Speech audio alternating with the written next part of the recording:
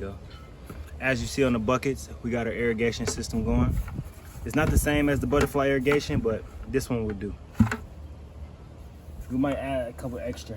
We got organic compost from our compost pile over there. Look at Marley. She learning how to garden. I'm gonna put it all in here. That's probably high enough. All right, so this is a blackberry bush, but you got to be very careful because everyone has a defense mechanism. Like a rose bush, they got thorns.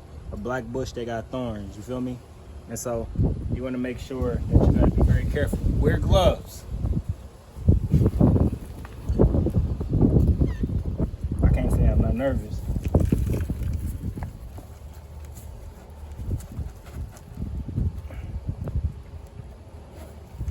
Here we go. Take it like this. About deep enough. That's good. As you can see, we got this from Marbird's Landscaping Nursery for a good little decent price. And then go ahead and fill it up with compost.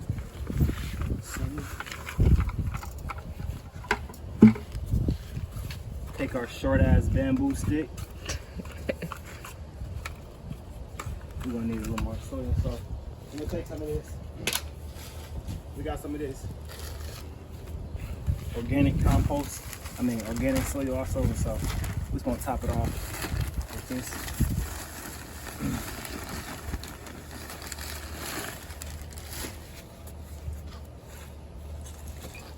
And this is why, one of the reasons why you should plant your blackberry bush outside is because it got thorns, and if you poke yourself, you might as well create a blood bond with it and poke your blood right into the soil.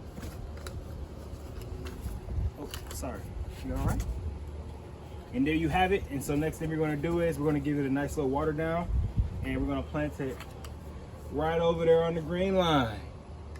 All right. Thank you for coming by the garden of Treatz.